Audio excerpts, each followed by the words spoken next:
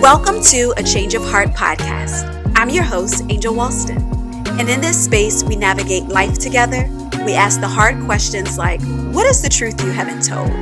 But most importantly, we grow together. And sometimes that leads to a change of heart.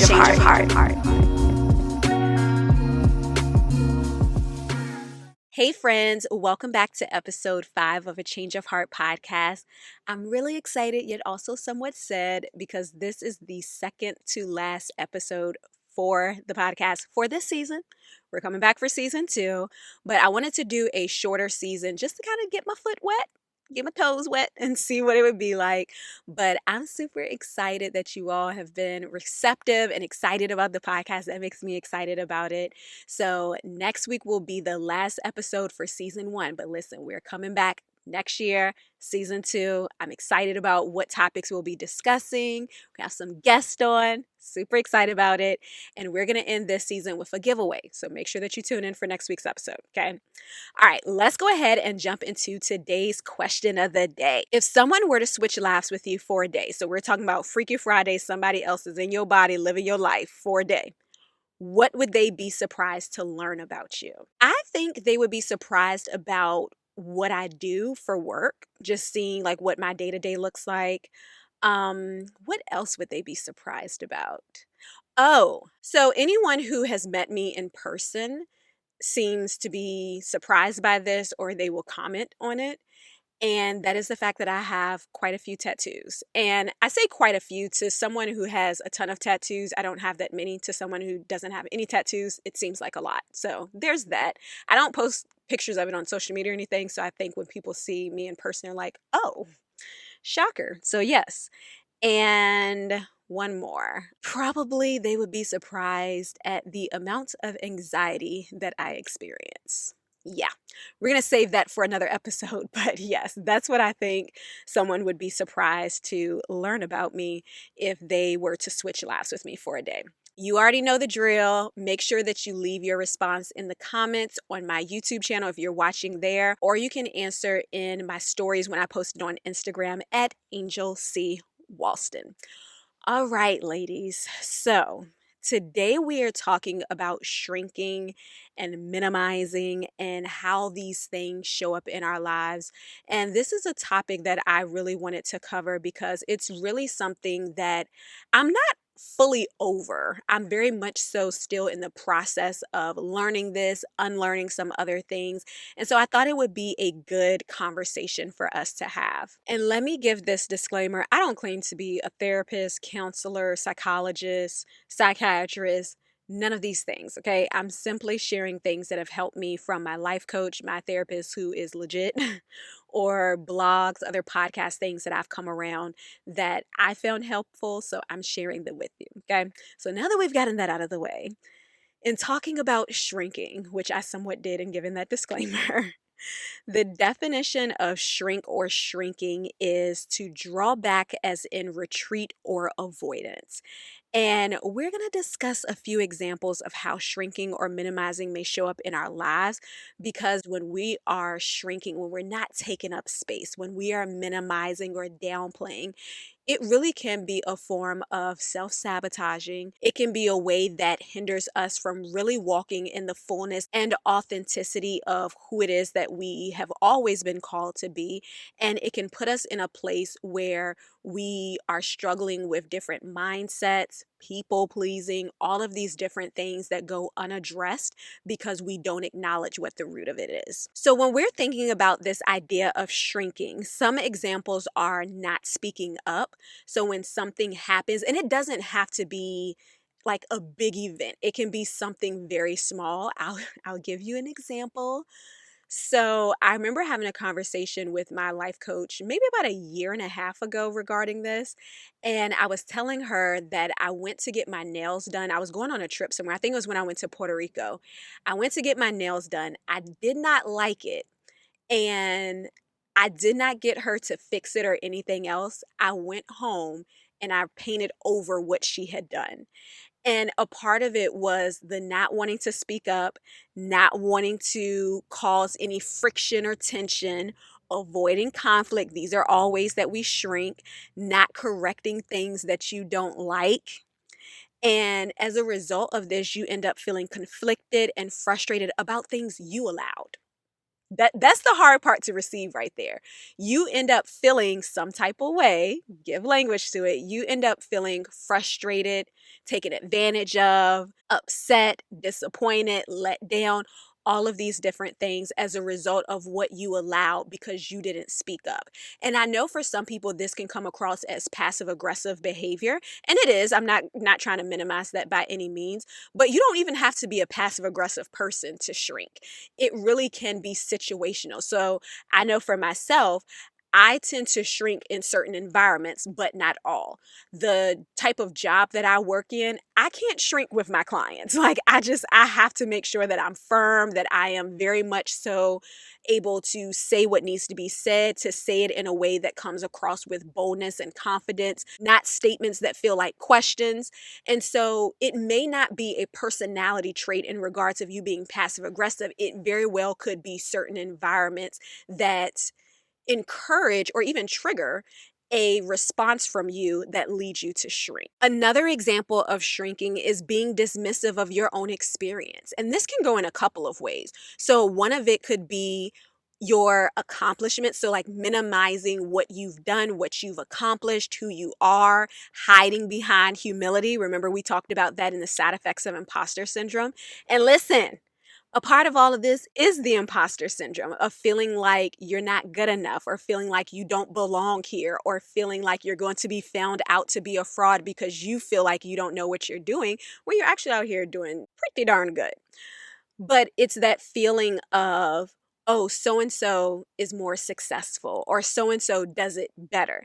Another way that we can be dismissive of our experience is feeling as though because whatever happened to us or what we encountered or experienced, because it's not as significant as someone else, we feel as though what we have been through, what we have done, what we have accomplished or contributed, we feel as though it's not significant or it doesn't matter because in comparison, it doesn't look like hers or it doesn't look like his even. And so we can end up being very dismissive of ourselves, of our own experience. Another way that shrinking shows up is minimizing. And we're going to stay here for a minute, okay? I want to read a quote from an article that I came across by Alexandra Jameson called Minimize Me: How We Shrink Ourselves and Four Ways to Shift into Healing and Feeling Our Power. And any article that I reference, I'll always post the link for it in the show notes if you're interested in reading it. So the quote is: When our parents, family, or friends communicate, even jokingly, that our feelings don't matter or that we shouldn't feel the way we feel minimized. We feel like our feelings aren't valid. We begin to believe that how we feel is wrong. And so we start the lifelong habit of minimizing ourselves. When our pain is ignored or joked about, we don't feel the right to have our experience. And when we don't feel able to honor what we feel in our true experience, we feel less than or unworthy. And I thought that was very interesting because there are people who are just mean spirited and their intention is to hurt your feelings, to make you feel bad, to make fun of you. There are people like that. But I also believe that there are people who make comments unintentionally. They think that they are joking. They may say something and have no idea that it's a trigger for you, and they end up hurting your feelings or saying something that makes you feel like you don't matter or you're insignificant. And as a result of that, we tend to allow a lot of things to slide, for lack of better words, because we don't want to ruffle any feathers. We don't want to make anyone feel uncomfortable, even when we feel uncomfortable. And we put ourselves in a position where we accept or tolerate even comments, behavior that, although may not be inappropriate per se, but it still impacts us in a way. And the reason why I bring that up is because something that has been ongoing with me that I have had to become more vocal about is the fact that people comment on my weight all the time. And anyone who knows me, I know it's a podcast, so y'all can't see me, but I've always been petite in the sense of like my weight, not necessarily my height. I'm not short, but I'm not tall. I'm 5'4". On a good day, I'd say a solid 113. So I've always been very lean, very thin. And as a result of that, people have always felt like they could comment on my weight and talk about how small I am, making comments such as, "Oh, do you eat?" and things like that, and which is very inappropriate to do. But for whatever reason, people tend to feel like because you are not someone who needs to lose weight, it's okay for me to comment on your weight. And it's not. Like, that's never appropriate in any circumstance. And I'm just now, I would say in the last year, maybe 2 years, getting to a point where I am more vocal about telling people I don't feel comfortable when you comment on my body. Like, and a part of me has wrestled with that and feeling like I shouldn't have to tell you that. But the reality is, people don't know until you speak up, until you say something. And that's how this habit of minimizing ends up starting because we don't speak up. We don't say anything. And let me also say this, I'm solely speaking to this opposite side of the spectrum in the sense of shrinking, minimizing, not speaking up, being silent, but also recognize that the flip side to it of always having to say something, always making a point, always correcting people, there's something rooted in that as well. I can't speak to it because that's not my issue or the thing that I wrestle with, which is why I'm not talking about that. But understand that if that's your thing and you feel like, oh, this don't apply to me, I tell everybody, I let them know. There's also something rooted in that you need to look at because neither one of those extremes are healthy. Neither one of them are positive, to be honest.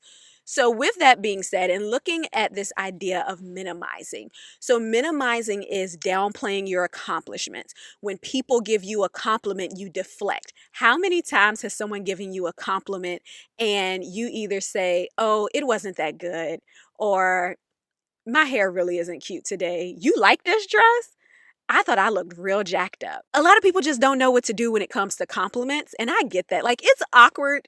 Maybe I'm the only person that feel like it's awkward, but I feel like it's awkward when people are complimenting you. I always say words of affirmation. It is not my love language. I feel super awkward and uncomfortable because it's like, "Thank you. Thank you." Like, I don't know what else to say. Please stop giving me compliments.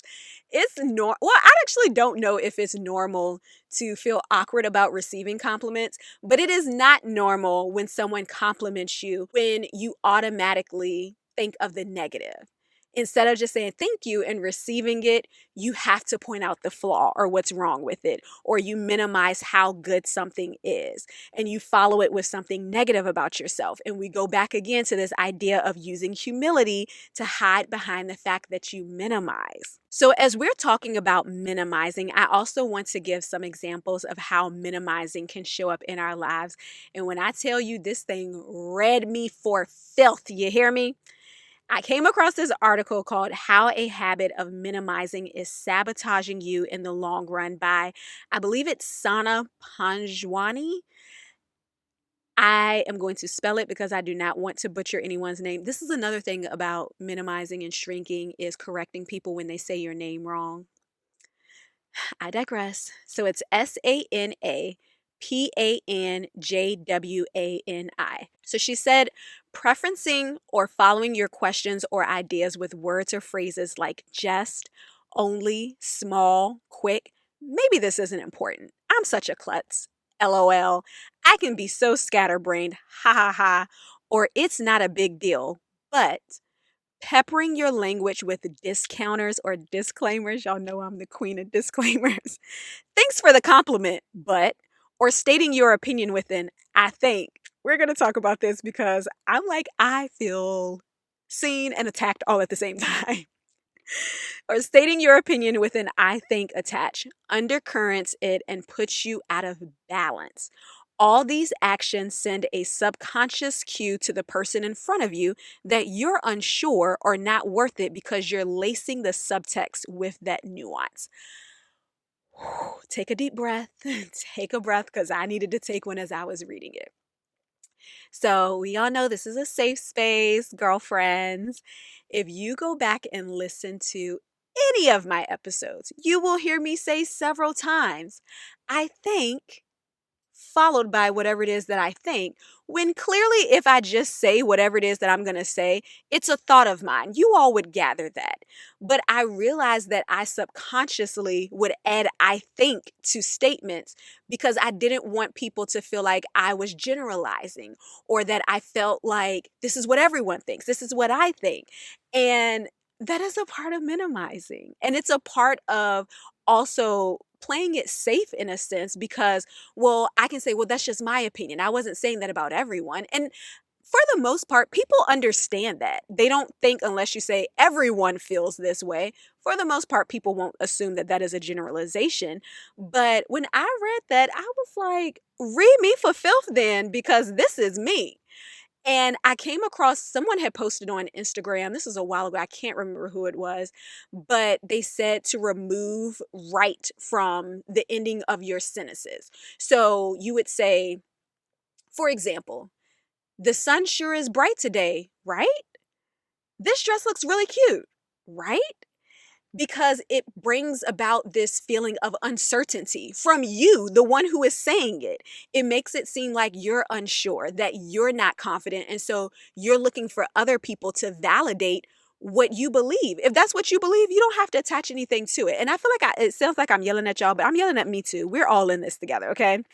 Another thing that I took away from this article that I thought was very good was this quote: I ended requests and opinions with questions at times, asked people if what I said made sense, basically undercut myself. The result, I probably came off as an indecisive, incapable, and unconfident person. Once again, deep breath. This is a safe space. Okay. We're all in this together. That really hit me and made me think because when I think about doing the podcast, when I think about the things that I enjoy doing, that I give my thoughts, opinions, whatever on, I feel confident in what it is that I'm sharing. However, I realize that the way that I choose to word things, it can take away at times from the message that I'm trying to get a point, or even the listener or reader can receive it in a way where it's like, why should I believe this when she doesn't seem confident in it? And a lot of times, what we do, especially as women, we can put ourselves in a position where we almost box ourselves in trying to please everyone else and trying to make everyone else receptive of whatever it is that we're trying to say. And we get lost in that. And we don't even realize by doing that, we end up coming across as what we don't want to appear, which is indecisive, incapable, and unconfident. And for some people, I don't want to minimize the fact that for some people, it is an issue of confidence. It is an issue of identity. Because how can you fully take up space and stand in all of who you are authentically when you don't know who you are? Because think about it like this: when you're not confident in who you are, it's easier to shrink back and try to hide in the background so people don't notice you. And when you think about identity, when you aren't confident in who you are, when you don't know who you are, when you aren't rooted in who you are, you then give room and space for other people to define that for you. And they may not necessarily label you, or they may not label you to your face, but they will know, oh, Angel's not going to say anything, so just make her do it. Ask her to do it. She's not going to say no. People pick up on patterns. People pick up on habits. People pick up on characteristics. People pick up on personality traits.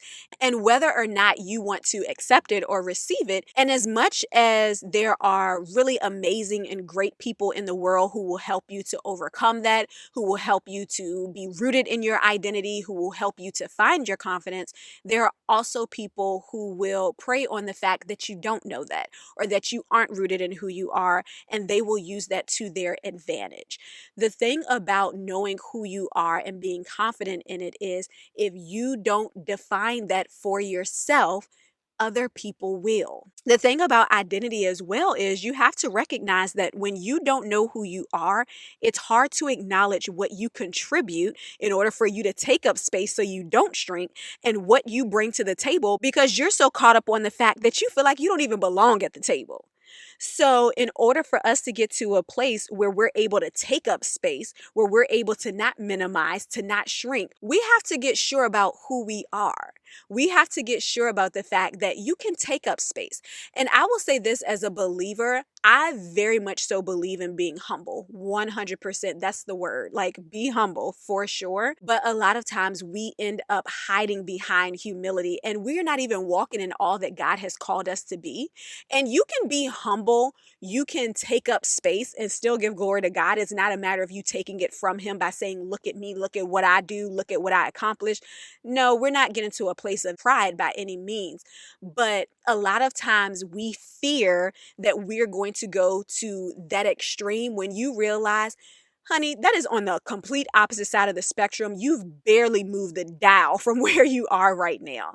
And sometimes we don't want to move from where we are because we have this fear that we're going to go to the complete opposite side of the spectrum. When in reality, if you're rooted in God, and you're intentional about remaining humble and living a life that honors Him, it's unlikely that you're going to fall to the complete opposite side. And thinking about this whole idea of shrinking and minimizing and being able to move past that, it's really important to acknowledge, why do you do it? It can be a number of reasons, from how you grew up, the people in your family or in your life that you observe.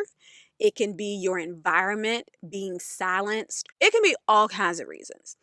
The thing that helped me to realize that this was something that I wanted to change was I was listening to the Love Hour podcast, hosted by Melissa Fredericks and Kev on Stage.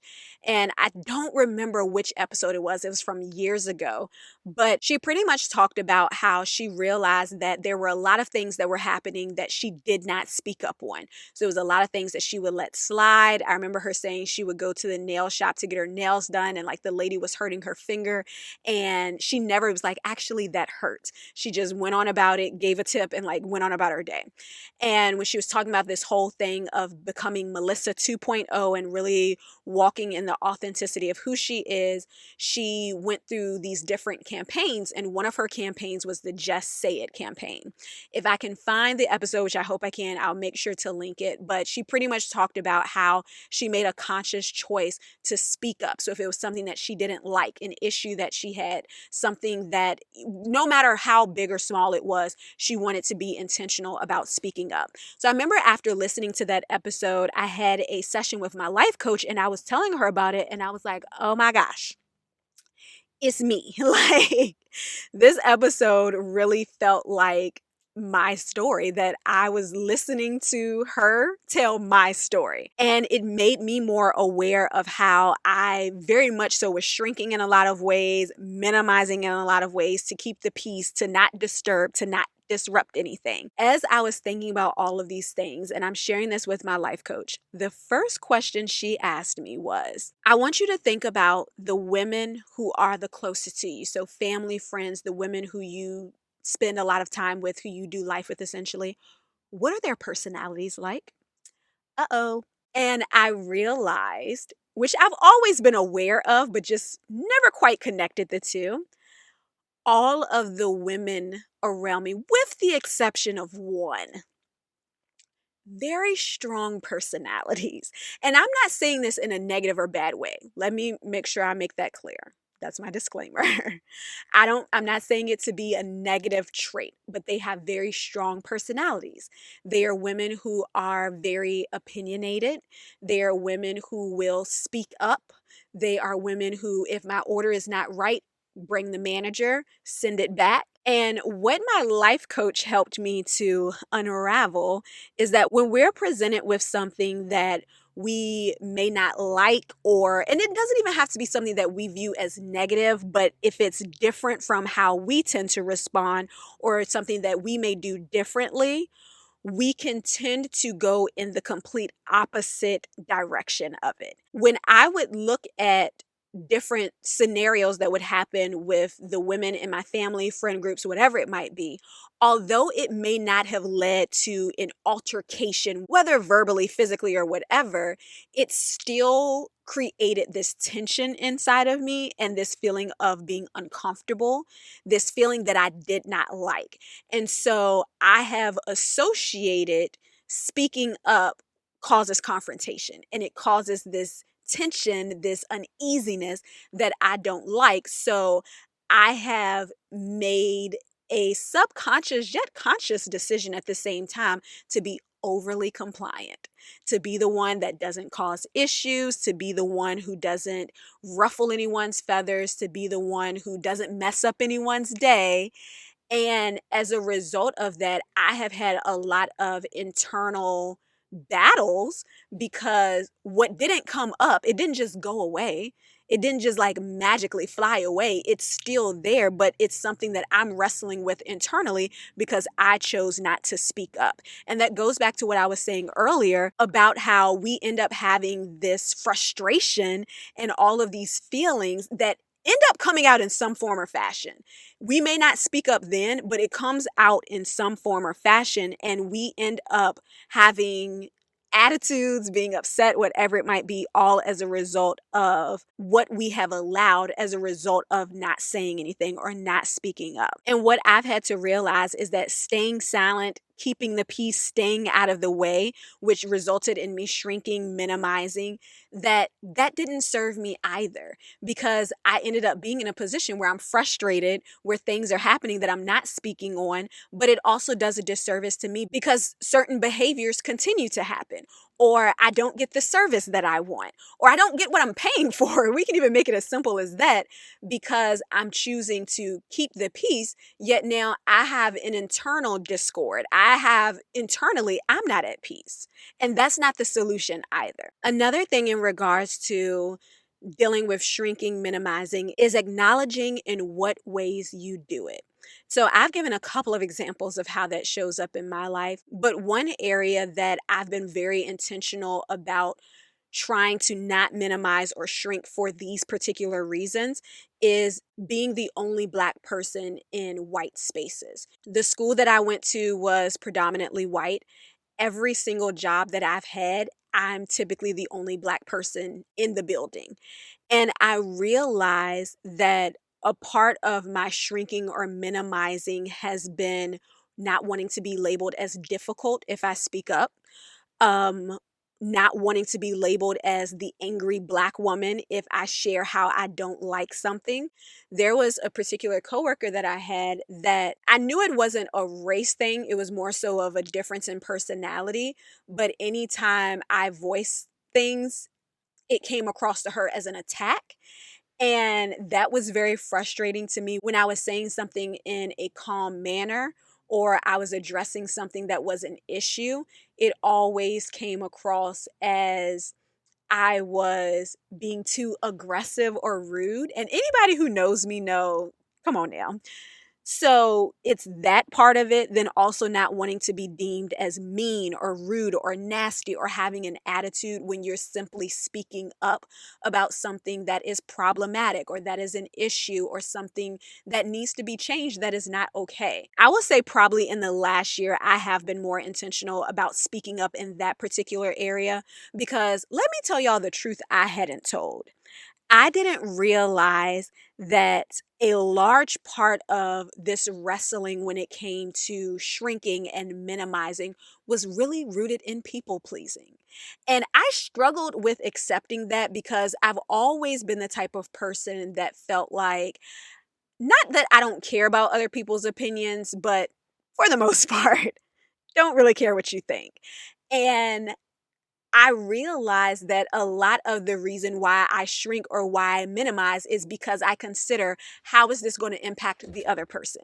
What is someone going to think if I say this? Are they going to think that I'm being this way? Are they going to think I have an attitude? Are they going to think that I'm being the angry Black woman? And as a result of that, I have chosen to, one, decide for them how they're going to respond. We've talked about this before in another episode, but I've also given myself permission to minimize and to shrink and to shut up and be silenced as a result of choosing for other people what will make them comfortable. And first of all, that's not my choice. That's not my responsibility to make that choice. Let me rephrase. But with that being said, I had to realize that a lot of what I was wrestling with was the opinions of other people. how they would receive it, what they would think about it. And something I've had to learn in regards to people is that people are going to interpret things how they want to. They're going to believe what they want to, and it's not your responsibility to convince them of what your intentions are, because you can say things in the nicest way, you can explain it as much as you want to for as long as you want to, but people will take away what they want to take away from conversations that they have with you. And I've had to learn that you got to be okay with that. It's not your responsibility to convince, to change, to make them believe. Say your piece and it is what it is. But I've realized that there are going to be people who will say things about you. There will be people who will talk negatively about you. There will be people who receive things that you say to be an attitude or negative or whatever it might be. At the end of the day, if you treat people well, if you are a good person, a kind-hearted person, your character goes before you. Your character will speak for itself. So there's not going to be a situation where every single person likes you, every single person thinks everything about you is amazing and perfect, but if your character is in good standing, your character speaks for itself, regardless of what 1, 2, 10 people may think.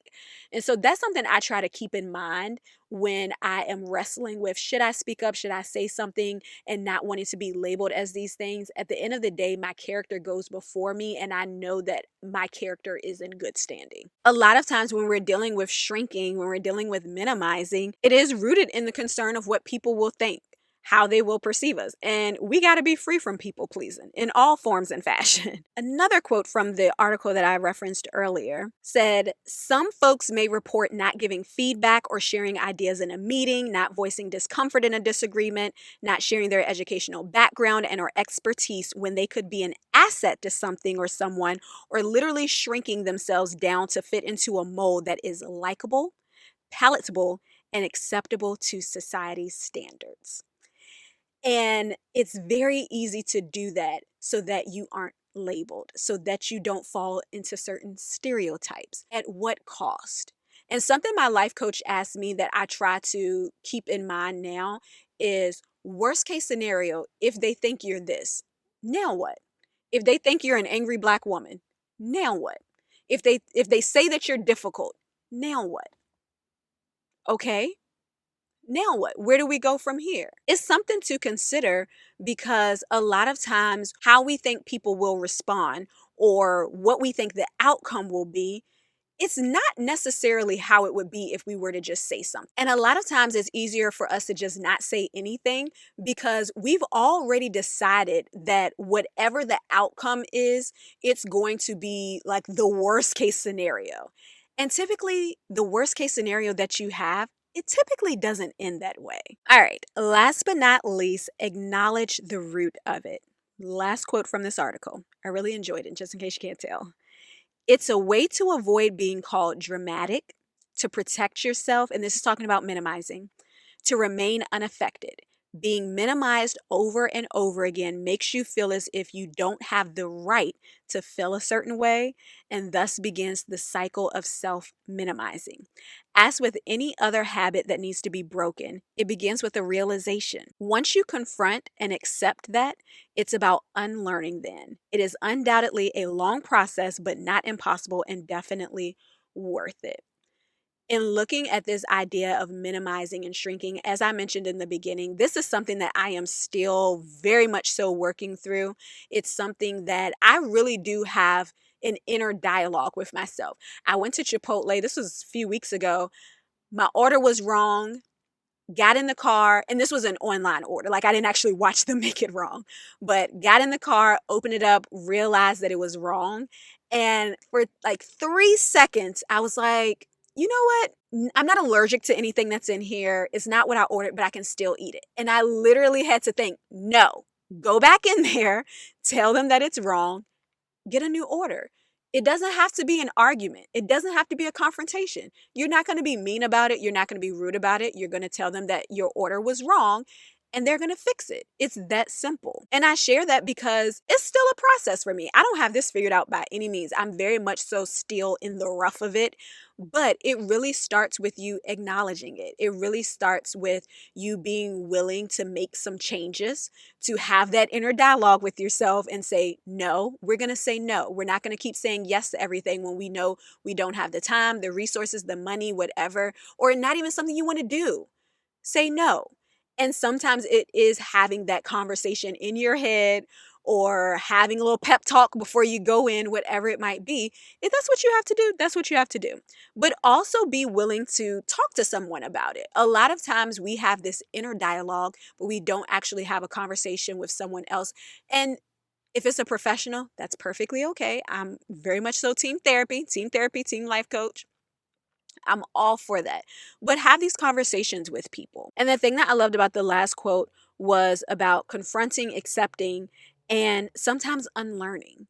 Because some of the things that we have accepted, it's really learned behavior. And it's interesting because a lot of times how we respond is a result of what we've always seen that we either mirror or do the complete opposite of.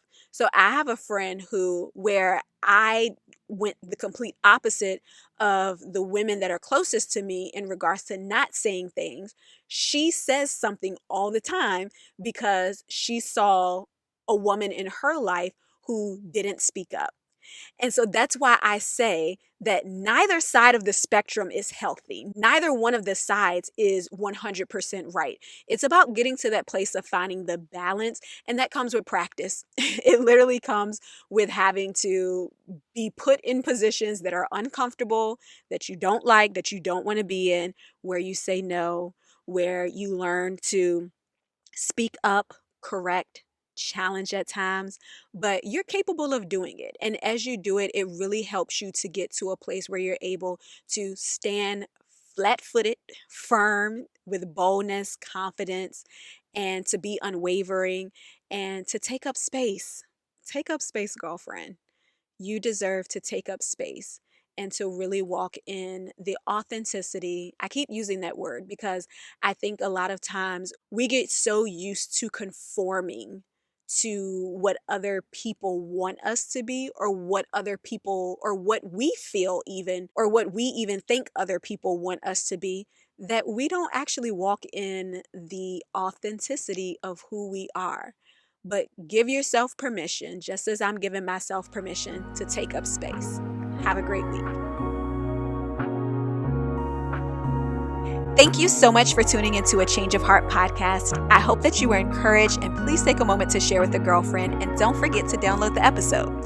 Last but not least, I would love to connect with you. You can follow me on Instagram at Angel C. Walston and Facebook and YouTube at Angel Walston. Have a great week.